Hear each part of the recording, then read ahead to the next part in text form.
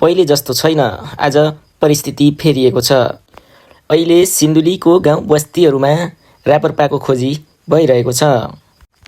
पहिले विभिन्न पार्टीहरूको मिठो सपनामा आफूहरू रुमलिएर गल्ती गरेको भन्दै जनताको पीर मार्का बुझ्ने एउटै मात्रै विकल्प बनेको राष्ट्रिय प्रजातन्त्र पार्टी राजा धर्म संस्कार संस्कृति समेत समेटिएको रापरपालाई नै भोट दिने भन्दै गाउँ गाउँमा रापरपाको खोजी भइरहेको छ।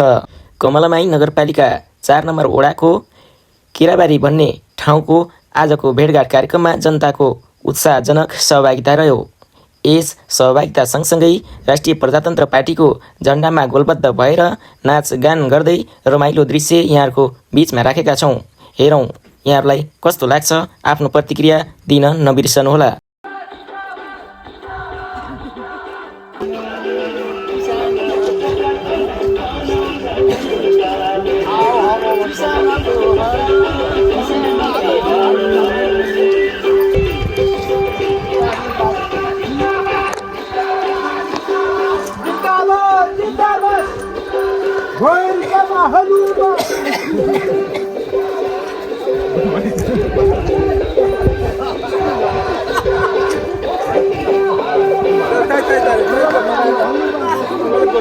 यही दृश्यलाई हेर्दा पनि सिन्धुलीको गाउँ बस्तीहरू रापरपामय भएको छ।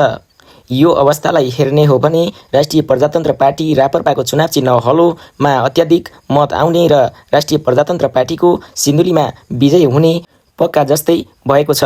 हेरौँ परिणाम कस्तो आउँछ। हामी परिणाममा विश्वास राख्दछौँ। त्यसैले पनि चुनावको यो सङ्घारमा हामी परिणाममा विश्वास राख्ने भएकोले यहाँहरूको अमूल्य मतदान हलोमा गर्नुहुनेछ भन्ने आशा अनि अपेक्षा लिएका छौँ।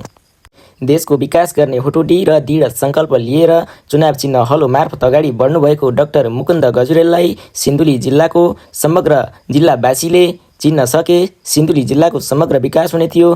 जय देश।